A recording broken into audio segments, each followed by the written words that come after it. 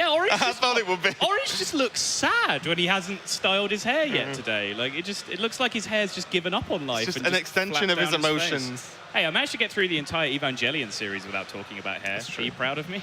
Yeah, a little bit. We'll get there. We'll get there. Right. Going to first game, though. Orange on the Jade Druid. You can tell where those Jade Blossoms in hand there. And Den on the Mage. And at the moment, we can see a Medivh in the hand. So imagine a style of Gunter Mage. But we've been seeing some funky lists recently. So pretty much anything could be in this Mage deck. Yeah, Mage has really entered that kind of spectrum territory where Paladin exists, where you can almost mix and match between any of the archetypes by just pulling over a few tech cards from each of them. You know, Mage has really started hybridizing between the Freeze Mage, the Gunter Mage. Secret Mage even has started to hybridize with Gunter Mage by throwing a Medivh in there as well and all this kind of stuff. So really, really interesting to see this arms race developing as players still this deep into a metagame are still trying to discover that best Mage deck. The deck is going to give them that little percentage edge over the rest of the field. Yes, at the moment, Orange, not a terrible opening hand. Jade Blossom makes up for the fact that there's no wild growth to a certain extent. And the Jade Idol even helping a little bit with that, which means, you know, just those Jades get going that little bit quicker. And Mage actually struggles to deal with a Jade board as well outside of Frost Nova Doomsayer. Yeah. And we can see double Frost Nova in the hand here from Den, so it looks like he's going for the, you know, the Freeze Gunter style overall, which is probably the most popular one at the moment, I would say. Yeah, since Zump really impressed a lot of people with his run through DreamHack Summer, it was, as we were just talking about. A lot of people really switched over to that deck, you know, basically Freeze Mage with Mana Worm and Firelands Portal, although we did see the Medivh from Den as well, which opens things up a little bit more. But crucially, this Acolyte hitting the board against the 1/1 Jade is a big, big win for Den, as it's going to allow him to farm through his deck very efficiently, pick up all those answers he needs, crucially try and find himself a very, very quick Alexstrasza win condition, because you're not going to win an exhaustion game against Orange's Jade Druid. You're not going to win an exhaustion game against any Jade Druid unless they really, really brick hard, don't hit the Nourish, don't hit the Gadgetzan Auctioneer, and you end up just running them dry in terms of resources in hand. Yeah. Still, this is going to be a tough one. There is just stall, so there is the Frost Nova's Doomsayer in hand now for Den. Double Fireball on the Medivh, now the double Frostbolt, so a lot of damage. I wonder how early is Den now you just go? Do you even wait for Alex? I mean, if you are not getting 15 damage out of your Alexstrasza or something close to that, you're just not ever beating Earthen Scales, Feral Rage, that kind of thing in this matchup, right? It's just not happening. I just wonder how fast you can do it. It's a tough one. Because a lot of the time, Druids can be a little bit dry on cards when it comes to turn 5, 6, 7. Sure. So, that, you know, there could be, depending on what the hand looks like, I mean, there's 18 damage plus pings plus a glyph in hand at the moment, over the course of turns, of course. And you just wonder how, you know, how fast you can go. I do agree that it is a massive stretch. Your hand would have to be ludicrously insane. But yeah, because at that point, like, they nail like 1 Feral Rage or 1 Earthen Scales for like 6+ armor. You've already committed the vast majority of your burn at that point. Yeah, like, how do you catch up, You've just right? got Firelands Portals left, and then you draw Alexstrasza, and Alexstrasza doesn't do any damage because they're now at, what, 13 health plus 10 armor or whatever they end up at. And you just end up losing damage over time from your deck by doing it that way. But I do agree with you in the standard plan of draw cards, draw cards, draw cards, Alex them, then burn them out. That doesn't work against Jade Druid. Exactly, right? So yeah. You have to find a better plan. It's just that often the better plan is curving Mana Worm into Arcanologist and just getting some chip damage through. Because now, how many turns does Den even have to draw Alexstrasza at this point? You know, he's getting heavily pressured on the board. There are now 2 Earthen Scales in hand. Sorry, I just saw an alert pop up on the screen. One of these players has a friend called Yo-Yo Joan. You're instantly interested, I want to meet that person. God. Perhaps take her out to dinner. What would the wife say, Saul? I think she'd understand. God. So there's an announcement for everyone listening. If you want Saul to take you out to dinner, just change your battle tag to Yo-Yo something. Logs in tomorrow. Oh, who's this? Yo-Yo Raven. buy me dinner, Saul. Finally, do you like me? No. It's right now. Ooh, now second Doomsayer. And Doomsayer's landing is actually fairly common against Druid. It's usually a combination of 2 different spells. If you're able to Frost Nova Doomsayer, there has to be a Swipe plus Wrath, or like Fandral Wrath or Feral Rage Wrath, like some combination of those kinds of cards. So Frostnova Doomsayer can actually get you a good reset in quite a few situations. Primordial Drake, Wrath, Innovate Wrath. That'll do it. Naturalize. Juicy One card combo. Naturalize. Now this is just looking worse and worse for Den, though. This Gadget Zan with the double earthen scale starts to make things go a little bit funky. I love this so much. I think Orange at this point is getting a read that Den is playing a freeze style of deck, as he just saw the Frostnova come down. So now he wants to stop Flame Strike. He wants to stop Blizzard. He wants to stop Frostnova #2 plus Doomsayer coming down. Well, the best way to do that is just drop an Auctioneer on the board, because none of those things will kill the Auctioneer at this point, and then he'll just get a full second turn of Auctioneer out of this. This is a great two-turn setup from Orange. What do you think about the earthen scales, though? I mean, he gained 12. 12 is a big number. I just mean, you could have just shuffled Jades. Well, I think he and wants then it dies to Fireball. Right. Would be my worry. Yeah, he just wanted to play around the potential of Primordial Glyph silliness, doing anything to be able to do that one extra point to the Auctioneer, I think is the thinking there. Den going in deep with the double Doomsayer here, really trying to set up that empty board Medivh, which will be a big win for him because the Gluttonous Ooze is going to deny his Atiesh value, but if he can just get a full 7-7 ahead of the play right now, that's actually a big way he can start chipping through some of this armor. Yeah. That was a great play from Orange on the previous turn to try and protect his Auctioneer. Den just had the answer with the Shatter taking care of the Auctioneer, but then he responded with a great play of his own, doubling up on the Doomsayer to guarantee this Medivh was going to land empty board. This is a great opening match to this series. Yeah, and suddenly 7 damage removes most of the armor, and then there is still 2 Fireballs, a Frostbolt, now a Mana Worm. This could start stacking up a lot, a lot for Orange to deal with, but the Ooze combined with Drake, and even Jade Behemoth means that there's actually still a lot of juice for Orange, and he can actually pretty much just go toe-to-toe, not so much in raw damage, but he can present a big minion board versus Den's spell damage that's available. And there's still got to imagine at least 1 Feral Rage knocking around in this deck for Orange. Yeah, that is a second Jade Idol in hand for Orange, so there are shuffle considerations, not for the conventional reasons that you actually want to go infinite Jades and get up to 12, 12, 13, 13, whatever. That's like a Taunt Warrior kind of thing. But being able to fill your deck with 1-mana cards is actually very useful once you get to second Auctioneer, potentially, because then you can really, really cycle through your deck very, very quickly and pick up all those resources that you need. And yeah, Orange is just going to wait it out here, give himself that little bit of extra time. He needs to decide what he wants to do with that Jade Idol, or just hold on to it for a potential Nourish or Gadgetzan Auctioneer play. Now Fireballs going into the minions. Imagine... Okay. Interesting. He could have turned that second Fireball into 7 damage there by just fireballing out the, I the thought 3/6. But he that. chose to go with the Frostbolt instead. He couldn't have played all 3 because he's not yet at 10 mana. So this works out as a pretty effective board clear, but he now is threatened to lose his 7/4 to just swipe at this point. Yeah, because if he'd done it the other way, he leaves the Ooze up, but then the Ooze has to choose between the Mana Worm and the Medivh, right? If there's a swipe. Crucially, yeah, if swipe is coming down, then if you fireballed the 3/6 and just push face to remove away some of the armor, then if swipe comes down, your Medivh ends up killing that Ooze anyway, because the Ooze has to go into the 7/7 and then you have to connect. Ooh. Okay, so Fireball trade. Keeps the Medivh. And then there's an Alex follow-up. Yeah, the second Primordial Drake could end up being backbreaking here because Den has just fired all of his burn at minions at this point. So he's going to try and preserve a larger health threat on the board, try and get a bigger minion to connect. A 2-health minion being preserved on the board could be removed, and then Den wouldn't be threatening to push minion damage this turn. So I think I like this decision. This holds back a Fireball in hand for burst damage as well, but Orange can just immediately reload this board. Primordial Drake, Innovate, Jade Spirit even just puts so much power into play to contest this Alex Strasser. Yeah, also you got to think as well that, like, what damage is even left in the deck for Den? Like a Pyro? Firelands? Yeah. Maybe not even like a guarantee. Like there is a Medivh in what otherwise seems to be a pretty core Freeze Mage deck. We haven't seen Mana Worms or Firelands. Yeah, we saw a Mana Worm. We did see. Oh yeah, we did. We did see a Mana Worm. So it's something along the lines of that hybrid Zump list that we have been talking about. But the Medivh is an interesting addition as well. Yeah, see if we can even draw it fast enough. Valet's not terrible.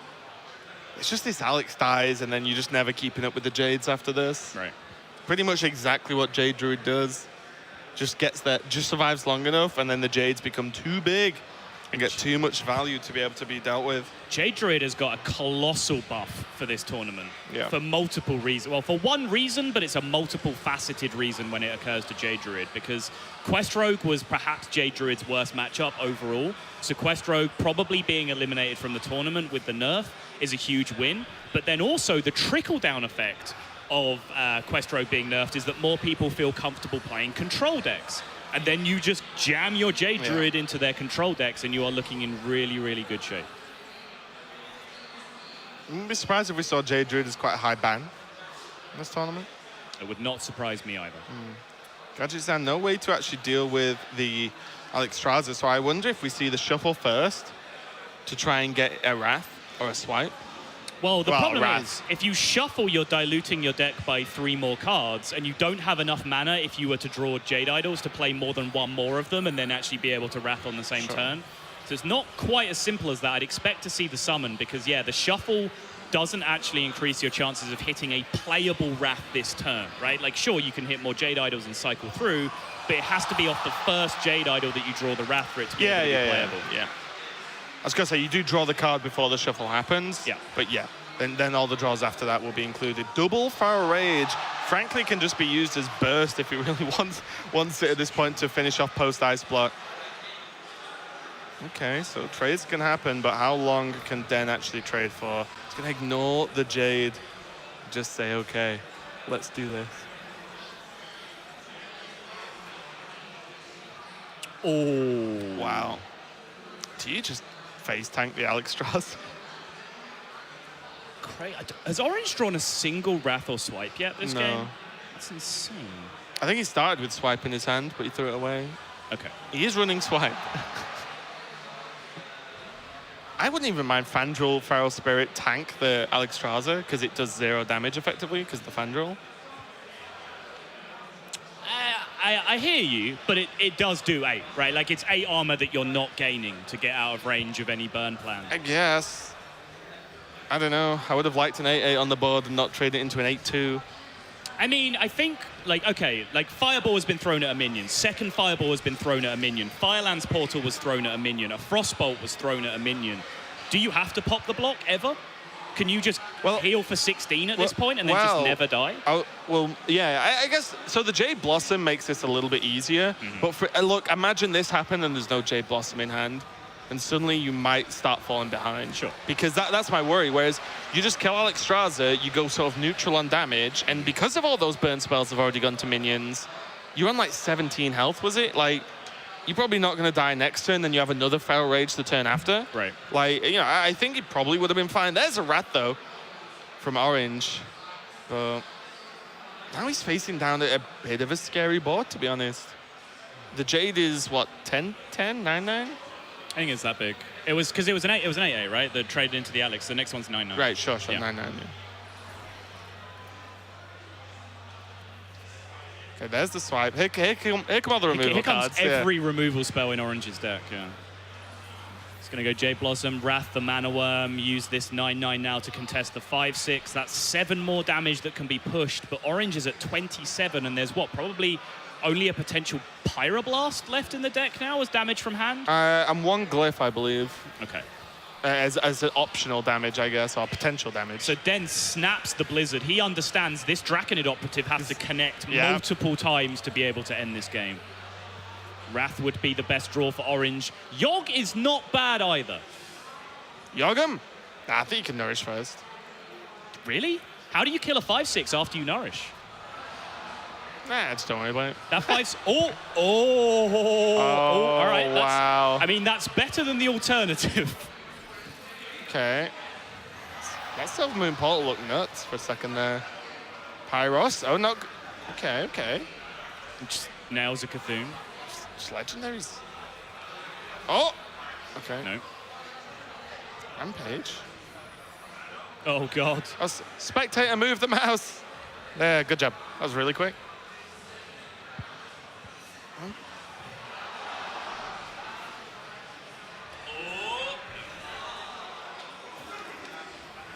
Okay, so there's actually 8. It's just an 8-1 that gets to connect. Operative. And this Volk potion can actually just clear the whole board if you really wanted to.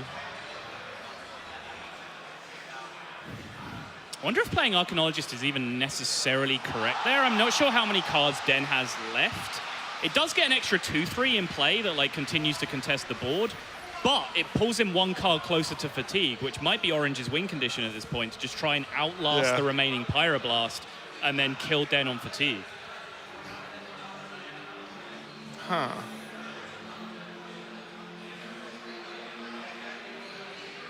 Pyros is going to give Orange some nice value as well. It is. Not sure how important that ends up being. I think this game is pretty linear at this point as to whether Den can find the damage to push through, because all of his minion presence is gone. Alexstrasza is gone, Medivh is gone, both Firelands portals are gone. That's all of the big minions in Den's deck at this point, unless there's a cheeky Antonidas to come out later on. Yeah, a shake of the head from Den there. I agree with this. I agree with this misplay. In that, well, I agree there is one. If you're going to play that's why I was surprised to see the Archaeologist get dropped that quick. Right. Because if you ever considering the potion, consider it then. You know, don't just snap an Archaeologist, because now it can just be hero powered. It can just be racked. And yeah, that just opened up a bit of a waste there. Although it was wrapped for 3, Orange doesn't want to fatigue. Yeah, and Orange is going to be pressing hero power every possible turn he can here, just to make sure he stays hovering outside the range of that Pyroblast that might be remaining. But still, if we've tracked this right, there's one glyph remaining, right? I believe so, he yeah. He glyphed into, what, the Shatter? Yeah, there it is. There you go. He glyphed into the Shatter that killed the Auctioneer. What? He picks up damage from the Fireball. And there could be Pyro. He's just going to sink it. You have to. You have to. 100%. How many cards are left in Den's deck? 2. Woohoo! Oh, wow. If there's Pyro in the deck, there's literally a 50-50 chance. If there's Pyro, he wins, right? Like for him to win, that's what I mean. He just has the turns. He has second Ice Block here. Yep. This is all going to come down. The drama of a hidden deck Oh. list tournament. It's going to come down to this Pyroblast. Look at Den's face. He knows. There is a Pyro in this deck. I think he's got it.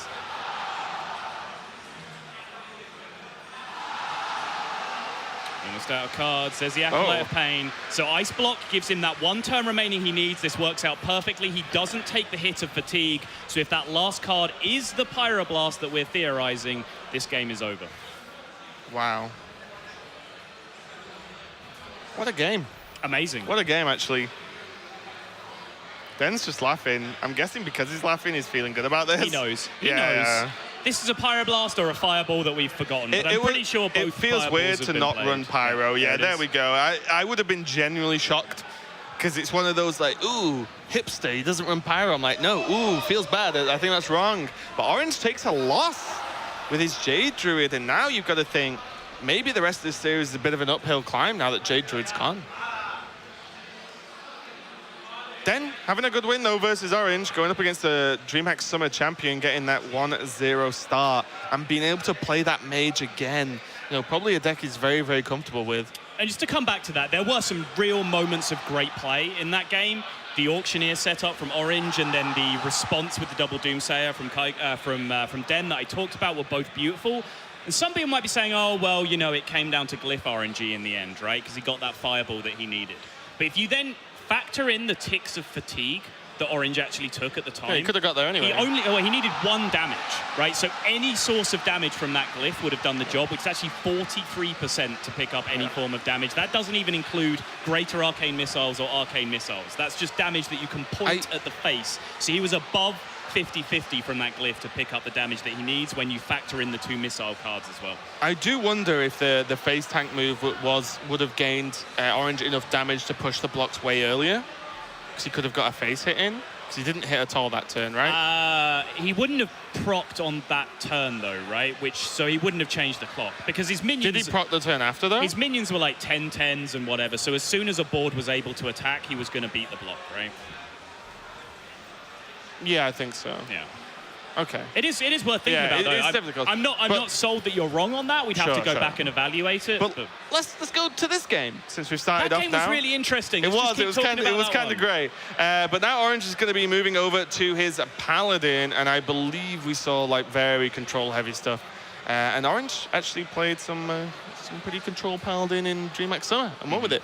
So not too much of a surprise to see it again. Den has a beautiful start here with the hybrid mage, though. Double Arcanologist and the Acolyte of Pain, about as good as it gets in terms of thinning out your deck effectively. These Arcanologists really just filling the gap that awkward loot hoarders and novice engineers really used to have in this kind of deck, where you just lost so much board presence early to cycle your deck. Now you have Arcanologists, which draw you a narrower range of cards. They don't hit you the Frost Nova Doomsayer combo, for example. They do thin your deck to get you there a little bit more consistently. But the big deal is that this deck is now capable of just dominating the board early, which feels a little bit unfair sometimes for like a freeze mage style deck to also be able to do that. It makes your bad matchups a little bit better, just being able to actually even contest on board. At the moment, though, this True Silver's got a couple of targets, but still, all the damage that goes in from Den feels extra when they're Arcanologists, doesn't it? Like, it feels like it's damage you shouldn't really be allowed, but you get, so it's awesome. Look at him, just sending all that damage downtown. This is one of the big weaknesses of a Control Paladin style deck, is that they have no way to leverage their existing minions. It's very much like Jade Druid in that regard. Until they get to Spike Ridge Steed, there's nothing that can punish you for leaving a minion in play. Yeah. Jade Druid only really has Earthen Scales, which isn't really a big impactful thing. So I think one of the things that like mediocre players make the mistake of too much is against these two decks in particular, Control Paladin and Jade Druid, they take even trades too much, right? Like, you can just push face and that trade is going to happen because they have no way to buff their minion. There's no Flame Tongue Totem, there's no Blessing of Kings, there's none of these things that end up being a huge punish for you to do that. Den recognizes that where the place is and just sends the Arcanologist straight downtown. Yeah, nothing too fancy here from Den. I did wonder whether he was going to Acolyte self-ping. He'd overdraw, right? Oh, he would, yeah, that's a good point. Just because it sets you up in a cool position on the board, that, well, the 1-1 can't trade into it because you get extra draws, but then a True Silver going into a 1-2 Acolyte's kind of a win anyway. Right. But yeah, he's drawn so many cards this turn. Like, at that point, Orange would end up burning like 3 cards from Den. You'd just go, all right, sick, my 1-1 will just go into your Acolyte of Pain, that's fine. Ah, debated. That would be a very debatable play indeed. Yeah, I agree. Okay, so Secret going up there for Orange. Was Getaway Kodo, right? I looked away for a second. I was too busy giving you the babbling book. I just made a joke face, so I wasn't paying attention. I'm going to be honest. It's definitely a Paladin secret. Babbling book does look like Nimch telling a bad joke, though. Can we Being very happy about telling a bad joke. Yeah. Just made the world's worst pun. He's just turned to look at you like, hey. Yeah. Look at this hand from Orange. Curator is just going to be nuts. And then all the big power plays from Paladin. Yeah, crucially, left-hand side of the hand, Light Lord and Forbidden Healing. Yeah. Those are the two big power cards in this kind of matchup. Lay on Hands is not a card that gets run too often, but that used to be the backbreaker against Freeze Mage style strategies, because if you drew Lay on Hands, you got that big 8 healing that you needed, but then crucially you drew 3 more cards. So you would then find your next healing card that you needed to support that as well by cycling off the Lay on Hands. So already, since that cycle isn't in place in this deck, as again, Lothar was bringing attention to in the opening, like, control deck strategies have kind of changed. They don't really draw that many cards anymore. So since they don't draw that many cards, it can make very crucial swingy cards like Forbidden Healing less impactful in these kinds of matchups. So Orange having them early in the opening hand is actually a very big deal. Yeah, I forgot that Curator was from Stonehill as well. So there's still another Curator in the deck, more than likely. And Den's got a whole lot of stuff. I feel nothing. You still felt the need to hedge on whether there is a Curator in Orange's control. Don't give away information about decks, right? I mean, it's hidden deck list. I mean, we don't know. It's just that would be insanity if it wasn't there. Maybe Orange is feeling a little bit insane nowadays. I mean, he hasn't styled his hair this morning. That alone is insane. Is it even orange? Is it an imposter? Look at this. Is it powder with a wig? To the face. I love this. This is the Reno-style strategy of beating Control Paladin. You're just sending damage to face. You're trying to float them at an awkward health total where they're scared of some, like, glyph card plus burn combination coming out and, like, breaking the rules of the 15 damage you should be able to do. And then you try and make them use Rag Light Lord or Forbidden Healing, and then you Alex Straza them back down to get full value then out of your Alex. Yeah, now Den's gone halfway in between of actually just setting up a Blizzard next turn as well. Blizzard, if that secret is Getaway Kodo, We'll actually bounce the Hydrologist back as well, so not really the end of the world, although something to consider that eye for an eye is actually a bit of a problem for mage to deal with a lot of the time if the paladin pushes them that far. Orange just trading evenly with 2/3s, just slamming a 4/2 into the board to make sure there are no injured minions in play, guaranteeing this Rag Lightlord heal to face. And I think crucially, this is great from Orange because he knows there is no glyph card in hand right now. And now rewind to the previous game where he saw 29 out of Den's 30 cards and could have accounted for a second Acolyte being the missing card that he didn't see. So therefore he knows there is no Meteor in Den's deck, right? Yeah. And if you are not hitting Rag Lightlord with Meteor, there is no efficient way to deal with an 8/8 that just healed the opponent. Also as well, this is nice because one, the positioning around Meteor, but also if you Meteor you have to hit Rag, which means the although both minions die, the Meteor kills the minion first, right? So if it was a getaway Kodo, Rag would come back. Good question. What does the card say? Does it say deal 15 damage, then 3 damage to the minions on either side? Pass.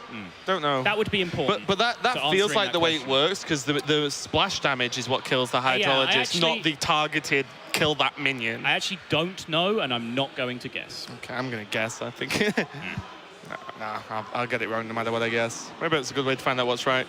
It's just the opposite of whatever I guess. And now, like, again, the cards in hand for Den, they're all right, but it's just a lot of stall. But what are you stalling for? You need to kill Rag. You need to, you know, bait out these heals. Stall's not going to get there. This isn't, you know, you're not playing against Rogue. You're not playing against, you know, anything that stalling's going to get you to that damage permanence. Or if you're against a class that has damage permanence, it's Paladin. Just going to heal it up. Oh, this is nice. This is fancy. He's putting everything on full health, including himself, that the Rag will heal itself after the trade. He could have done it the other way round as well. You could have gone into the Medivh with his face and then the 2 minions and gone to face with Rag. It would have pushed 1 more damage, but he loses 2 minions in play for pretty much no reason. So this way of doing it is much, much better. It's great understanding of the Ragnaros mechanics here and just manipulating them as best he can. As long as that Rag sticks around on board, that is a persistent threat that needs answering. Again, just to frame this properly, the reason this Rag Lightlord was played so early from Orange is that he understands from the information he got from the last game that there is no Meteor in Den's deck, almost certainly, which means actual burn has to get thrown at this Rag Lightlord to and that just means Rag's procced again, as far as Orange is concerned, right? You know, if you eat, you know, Fireball, Frostbolt, then great, Rag's healed for an additional 9. Great. Now it's just, sure. Sergeant Sally. I know a girl called Sally that kind of looks like that character. Really? With like giant flowing pink hair? It's kind of red, isn't it? Looks pink to me. It's reddy pink. You're reddy pink. Rink. Rink? Or Ped. I like Ped. Ped's okay. Yeah.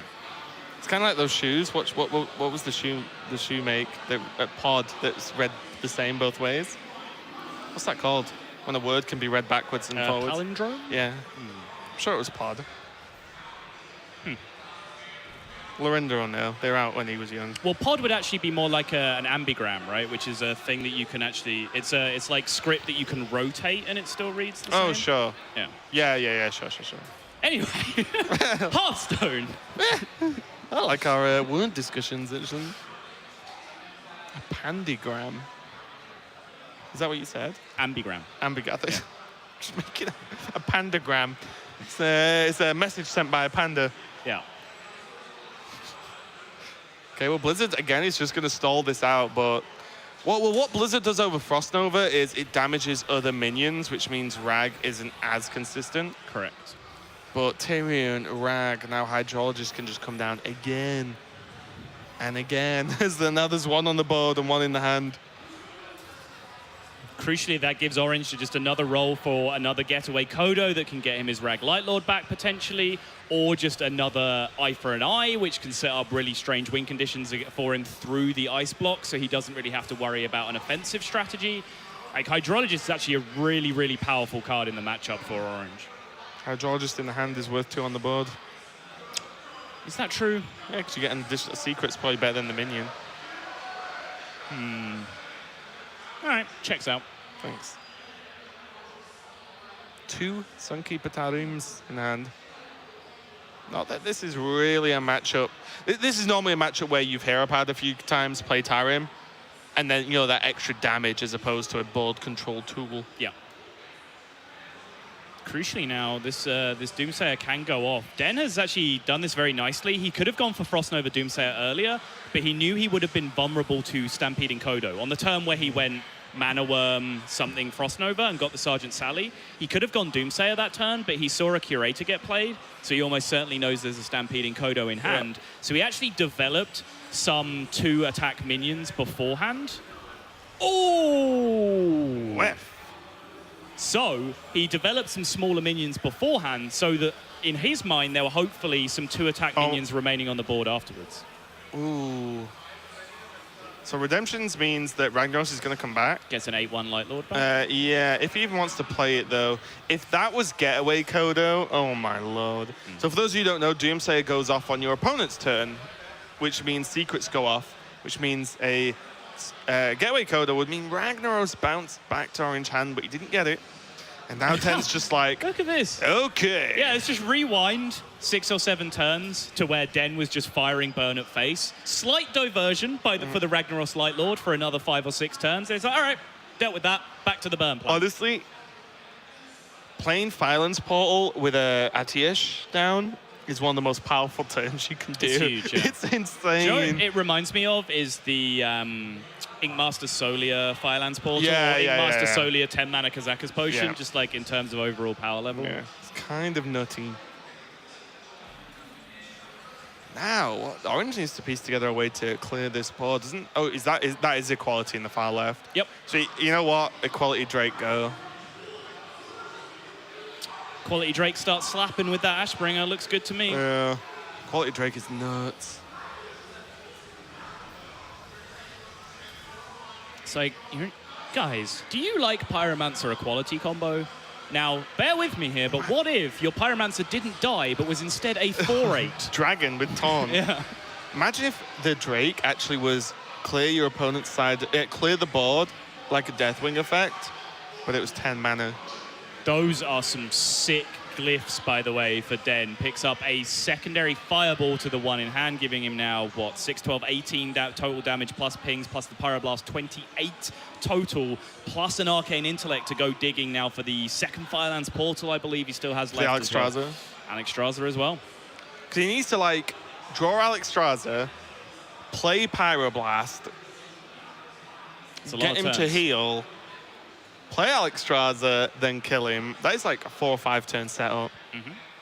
And hope you don't die in between. He also does have to consider the implication of Forbidden Healing as well, because this game has stretched on a long time. There is another Fireball and a Firelands.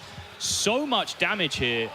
So if you put Orange to, what, 15 in this position, which is the max you can do. Oh, you can do 18 with the Fireball. So if you get Orange down to 18, which is 7 more damage, and then he heals for 12 with the Forbidden Healing to get himself out of range.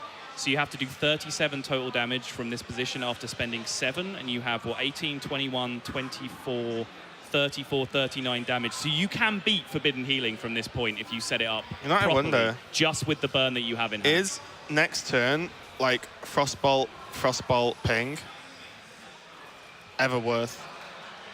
Maybe well, not less now. You have to threaten. You have to get Orange to 18 because that's what you can do with your 3 fireballs. Look at this. So you just go Frostbolt Ping. And the thing is that enough to warrant Forbidden Healing? This is what, when I did that calculation that you may not have followed, I don't like this. No. Go to a minion. Well, it doesn't matter because he needs to ping. I don't like casting it at all. You don't need to. It's superfluous ping, right now. Yeah. I love this. I think, you know what you could do as well? Even just Frostbolt another minion. You need to make it look like you don't want to take the 5 from the Ashbringer. Right? That's what you want to say. Yeah. You say, I don't want to take 5 from the Ashbringer. I want to remove another minion because you might proc me. And then just kill him next turn. What are the odds on Orange Forbidden Healing on 18? And if he does, you still have Alex. I tell you what, this whole sequence of movements from Den might be a bluff. trying to make orange think he doesn't have 18 damage on the following turn, because orange is watching him point. No, never mind. I don't understand this Firelands. I don't like the Firelands. I don't really get what it's doing. The minion never gets through the 2 taunts well. And the ping, it genuinely could look like, well, why would I ping a random minion? So I just ping face. You could Frostbolt the 3/3 and say, well, now I only take 6. Because with 9 damage, you know, you can think, oh, you know, is there a chance I take 6? Is there something else? Can the Zoth come down? So on, so on, so on. But I don't know. Now orange is always going to Forbidden Healing after that. Always. Frostbolt Violence face? Definitely. It does still have 30 in hand from this point, is an important point. So Den might have just been looking at it the other way around. I mean, from my immediate go-to perspective, he's just wasted damage preemptively there because the ping to face was enough to set himself up for lethal and force the Forbidden Healing anyway. It gave him the potential surprise factor where orange wouldn't play around 18 being a number. And it preserved more damage in hand for the post-Forbidden Healing. But from Den's perspective, maybe he's just saying, hey, you know what? I've still got, 31 in hand now from this position. So maybe that's just good enough to get the job done. In the meantime, I can use this minion that I get off Firelands Portal to start contesting the board presence. Yeah. I don't know. I think if I was orange and someone put me to 18, I would have to sit long and hard and think about whether you Forbidden Healing. That's why I wondered about all the Firelands Portal movements being a bluff. Yeah. Because you might be trying to say to your opponent, well, if I had 18 in hand, I wouldn't be considering throwing another burn spell at your face, right? So you pick up the card, you point it at the face. And you're like, maybe not, no, actually not. Maybe if I ping, that gets me more damage out over a number of turns. And then maybe you can kind of debate your opponent into not throwing out the Forbidden Healing. Yeah. So it looks like sequencing here for Den, if you just want to add up blank numbers, is the block needs to be played. So that's 3 mana, there's 7 left.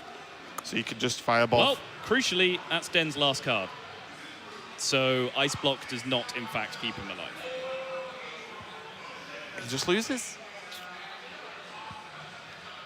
So actually, to rewind, what happened is that Den counted the amount of draws that he had left and realized that he needed to fight for board presence over this next couple of turns, right, to keep himself alive for the extra turn that he needed to end the game.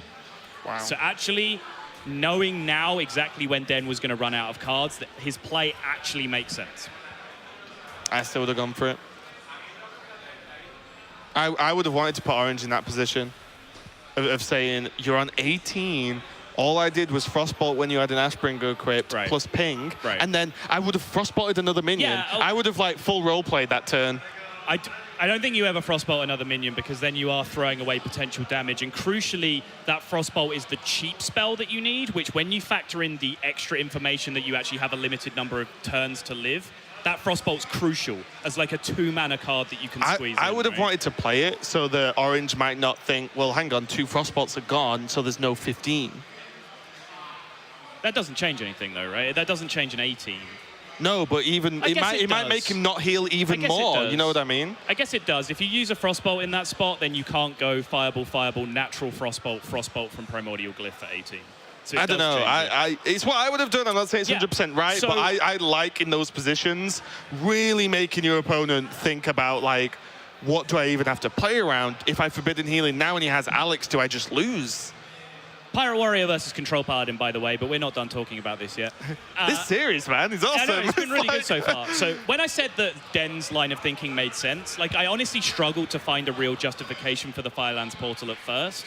But when I say that it makes sense, I'm saying that that's what his thinking was, right? He factored in the number of turns that he needed. It wasn't mindless. So he was trying to set himself up for contesting the board presence. I'm not sure if it's right. Again, it's the kind of play that we'd have to kind of study for 20 minutes at a time and really work it out. Whereas plays you don't have to study for 20 minutes is this Pirate Warrior opening. Oh, come on!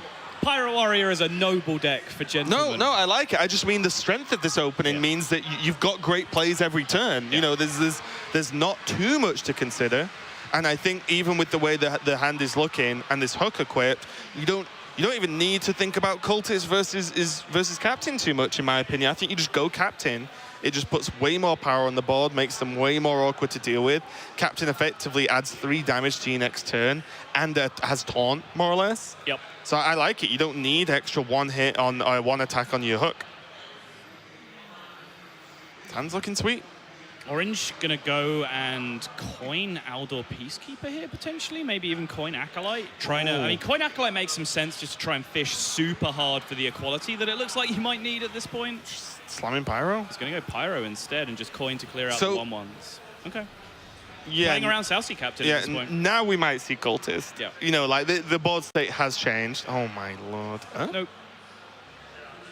Oh, sorry, yeah, the Pyro's on 1. What am I talking about? I thought we were going to see Cultist because I was thinking Pyro was a 3-2.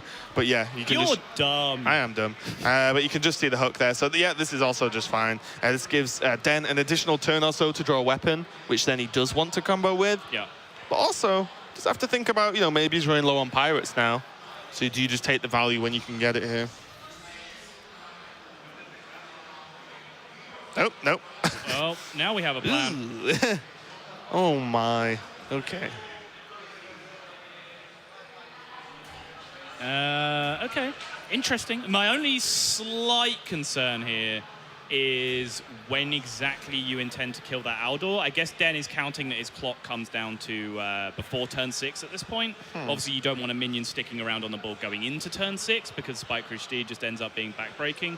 But there just wasn't a way to trade that turn, which I'm sure there's people in chat going, why on earth would you trade? You're playing Pirate Warrior. But honestly, with the quality of the minions that he's drawn this game, it could very, very easily have been a trade and dominate the board kind of game. Yeah, I think in this way, he's set up a very awkward point for Orange where normally you'd want to kill the captain.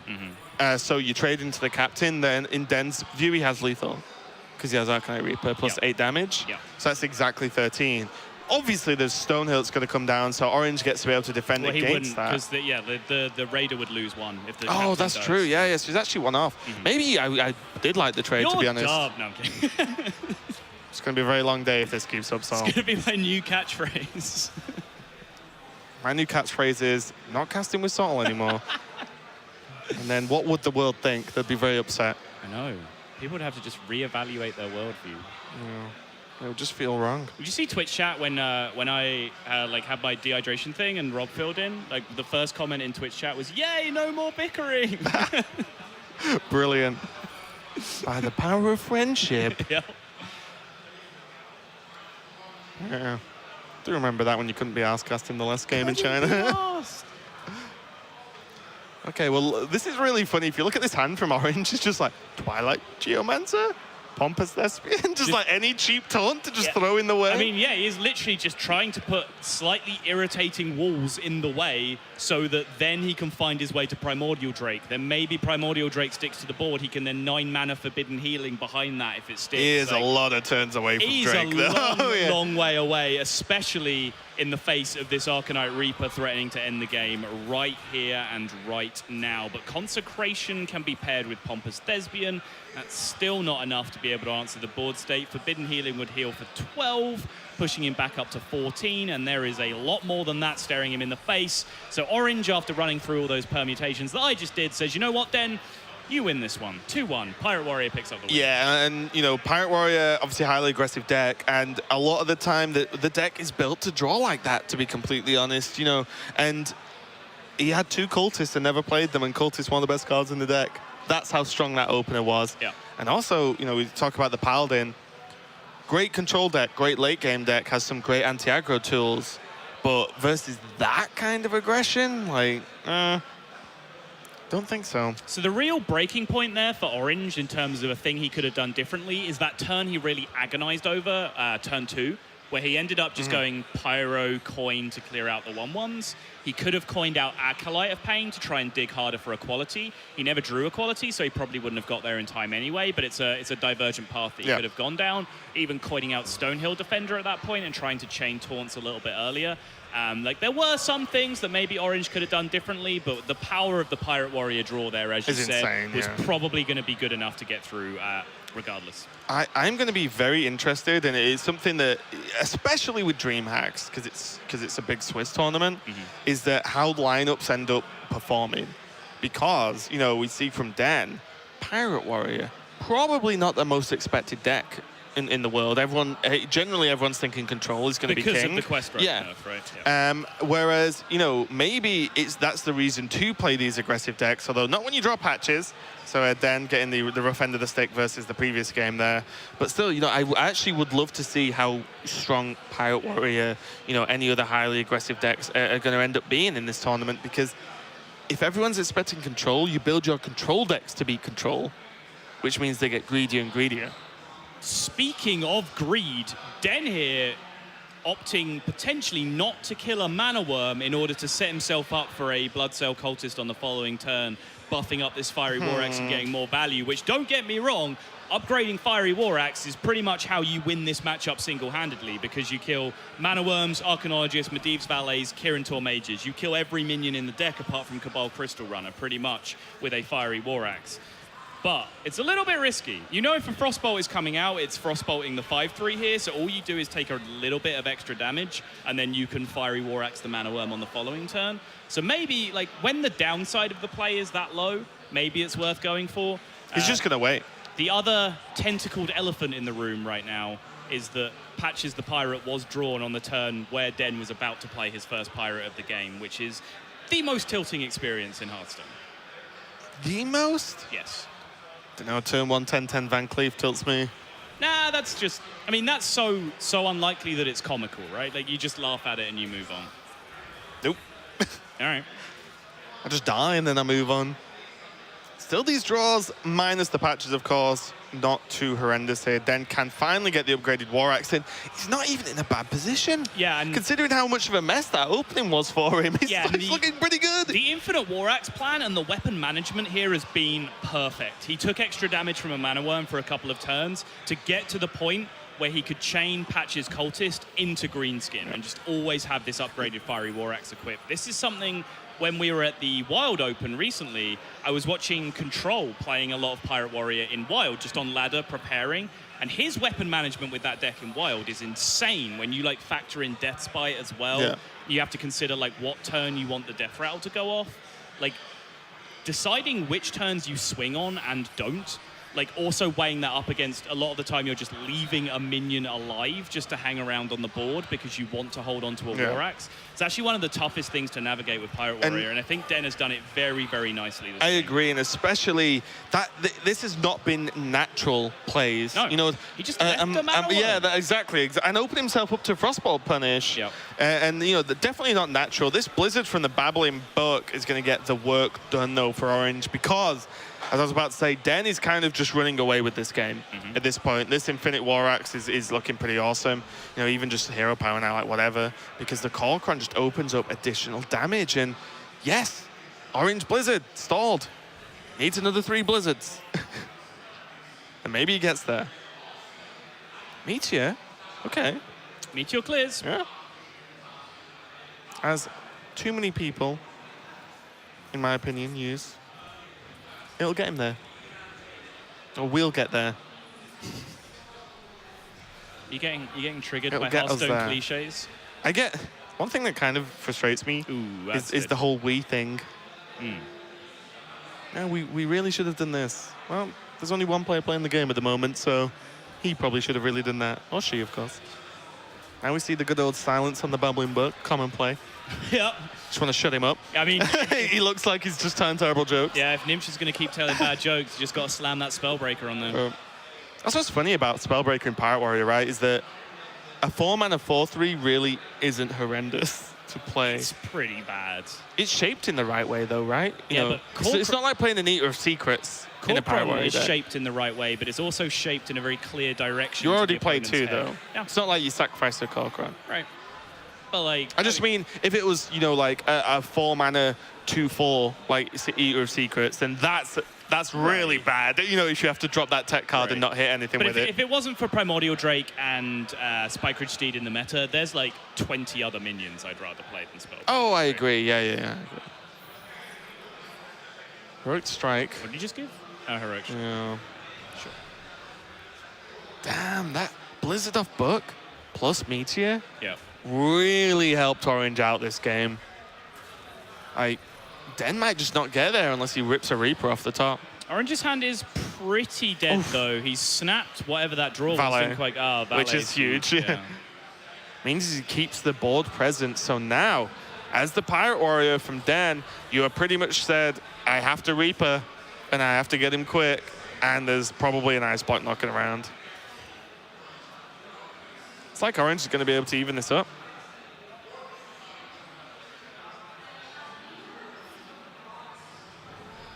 Huh. Okay. He knows it's Heroic Strike as well. Oh, is that just lethal? Oh. When It is next turn. Yeah, when you give your opponent a mana bind, and that's bottom right, friend. Den just going to concede there. He just lost the board off the back of that Babbling Brook to Blizzard, and then the Meteor from Glyph. Too much to handle. Den's going to be rocking his last deck against Orange's Mage, which is going to be the Druid. But Den does have a, not matchup discussion, but a slight advantage that Den knows a chunk of the cards in Orange's deck. Yeah. And Orange has no clue what this Druid is. And you mulligan a little bit differently if it's, you know, aggro versus, well, I say a little bit differently. A lot of the cards are the same. You still want Mana Worm. But but you know what I mean? Your mindset is a little bit different based on, you know, Jade versus aggro, two very different styles of Druid. Yeah, it's rare with Secret Mage that you look at the Mana Worm Sorcerer's Apprentice Primordial Glyph opening and you're like, well, this could be bad in the other matchup. No, you take it's good. It's good. Den has a pretty good opening too, though. I think this Feral Rage is very important because the second you leave Apprentice up, actually, what are you scared of more, Apprentice or Mana Worm? If you're going to leave one, probably yeah. Apprentice is a nightmare. Like 2-mana Mirror Entity against Jade Druid would be, yeah, like you said, a nightmare. Arcane Intellect coming down can just give them way too many resources, and Primordial Glyph getting discounted is one of the most revolting things in the game. In a world where Glyph wasn't already strong, we have Sorcerer's Apprentice. Oh yeah, trailer voice is any good? I need to work on it. That was just off the top. I didn't really try, but I think it's got potential. Give it a 5 out of 10. Okay. Room for improvement, but yeah, the potential's there. I'm glad. I want there always to be room for improvement. Much like your casting. I think a new joke, Saul. These have all been said before. That was definitely a new joke. It wasn't. It's very old subject matter.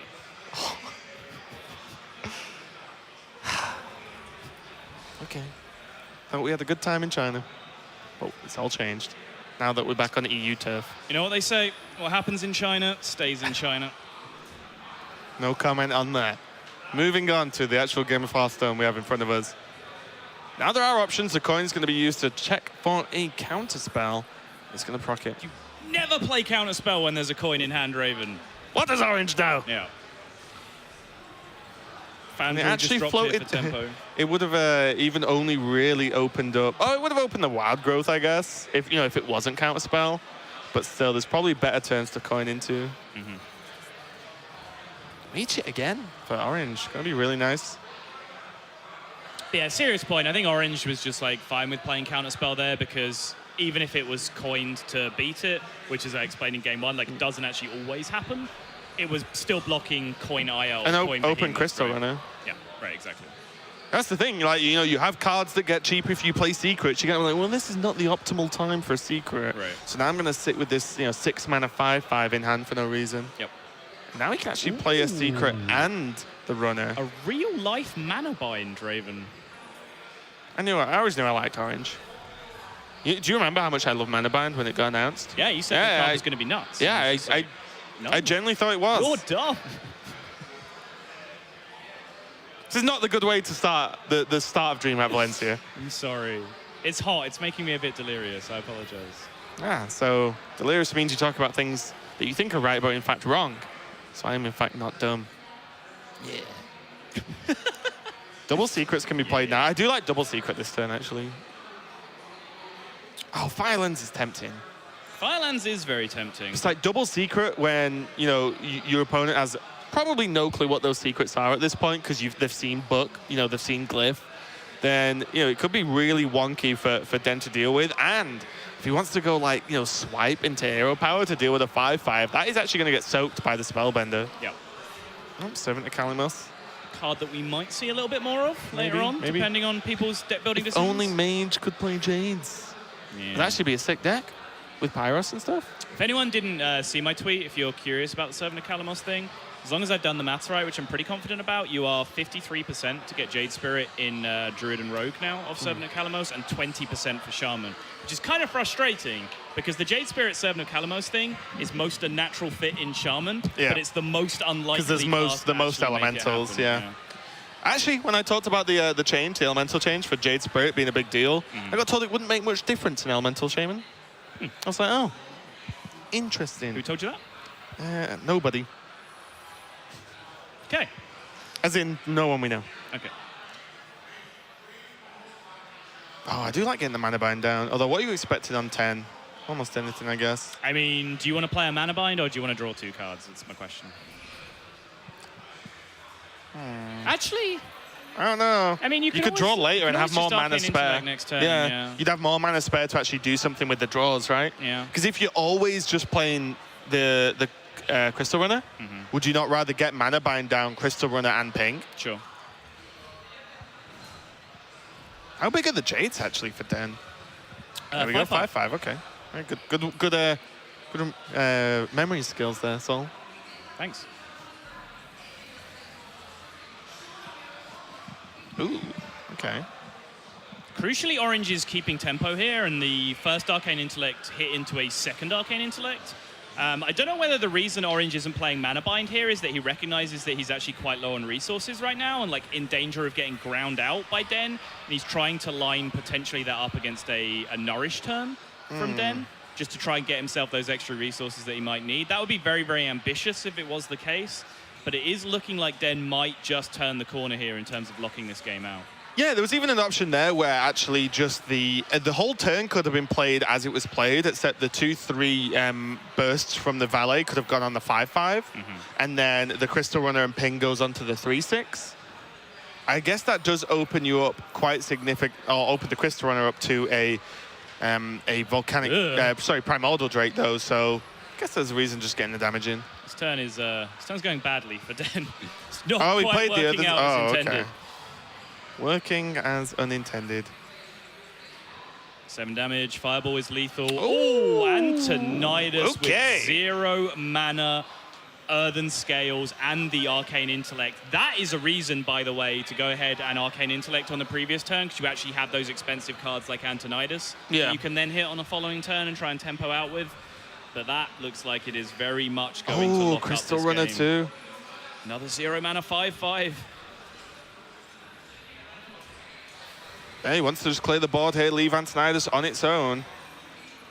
Yeah, how does it die? No, that's what I'm saying, yeah. The Earthen Scales might look a little bit wonky on the Spellbender, but it just opened up a good trade. Crystal Runner there. Escape Concede. Orange pulls it back and takes the series. Kind of a little bit surprising. Orange was in some very tough spots throughout that whole series, but what I will say is, that's the way all these series are going to go today. I'm happy to cast a lot of Hearthstone. It was a super interesting series, and just recapping what we saw as a whole, I think nice for Orange to pick up the win, because I said we had 2 defending DreamHack champions coming up here. Obviously, Evangelion